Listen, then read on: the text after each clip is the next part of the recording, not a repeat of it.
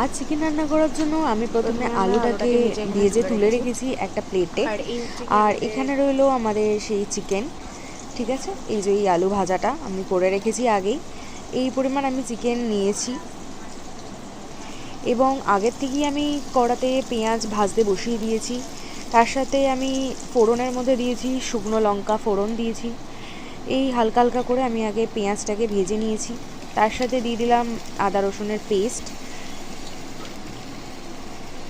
এবার আস্তে আস্তে করে পেঁয়াজটাকে আমি আদা রসুনের পেস্টের সাথে ভালো করে মিশিয়ে নেব। ভালো করে মেশানো হয়ে গেলে দেখুন এরকম কালার চলে আসবে। তো এরপর আমি একটা কাপের মধ্যে একটু জল নিয়েছি। তো এবার এই জলের মধ্যে আমি ধীরে ধীরে অ্যাড করব কিছুটা পরিমাণে হলুদ গুঁড়ো, তারপর আমি অ্যাড করব কিছুটা পরিমাণে লঙ্কা গুঁড়ো। দেওয়ার পরে আমি জিনিসটাকে দেখুন ভালো করে এটাকে মিশিয়ে নেব চামচের মাধ্যমে। ভালো করে মিশ্রণটি তৈরি হয়ে গেলে রান্নায় আরও বেশি পরিমাণে টেস্ট হয় আগের থেকে যদি আপনারা গুলে রাখা মশলা ব্যবহার করেন। এবার এই মশলাটাকে আমি এই দেখুন পেঁয়াজটা মোটামুটি কষা হয়ে এসছে, এর মধ্যে আমি এটা দিয়ে দেবো। দিয়ে ভালো করেই পুরো মশলাটাকে 2-3 মিনিট ধরে কষিয়ে নিতে হবে, যাতে যত বেশি কষানো হবে তত বেশি পরিমাণে এর থেকে তেল ছাড়তে থাকবে। তো এটাকে আমি ধীরে ধীরে জিনিসটাকে কষিয়ে নেব। দেখুন কতটা পরিমাণে তেল ছাড়ছে অলরেডি। তো আমি আরেকটু ভালো করে জিনিসটাকে কষিয়ে নিচ্ছি যাতে আরেকটু ভালো করে এর মধ্যে তেলটা ছাড়ে। দেখুন কতটা পরিমাণে তেল ছেড়েছে এর মধ্যে। এবার আমি কিছুক্ষণ পরে ফিরে আসছি। দেখুন কতটা পরিমাণে তেল ছেড়েছে মশলা থেকে।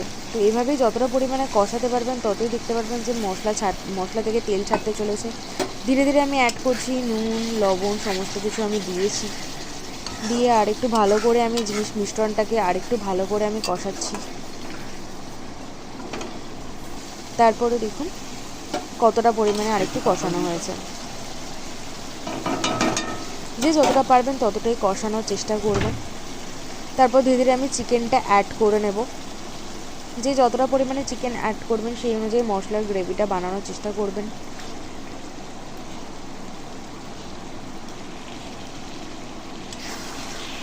চিকেনটা অ্যাড হয়ে গেলে আর একটু ভালো করে আমরা চিকেনটার সাথে মশলাগুলোকে ভালোভাবে মিশিয়ে নেব, যাতে প্রত্যেকটা চিকেনের গায়ে মশলাগুলো ভালোভাবে মিশে যায়।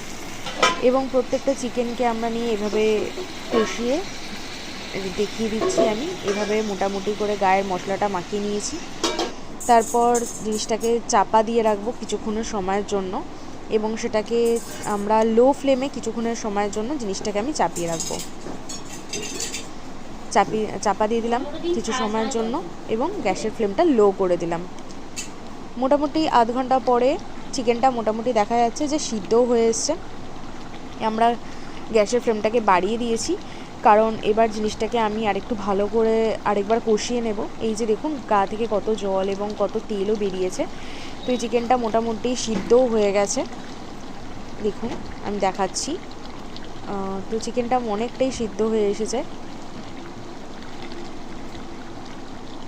এর থেকে অনেক তেলও পরিমাণে বেরিয়েছে। আমি এতটা তেল ব্যবহার করিনি কিন্তু তেল বেরিয়েছে চিকেন থেকে। তার সাথে আলু অ্যাড করে দিয়েছিলাম আগের থেকে ভেজে রাখা।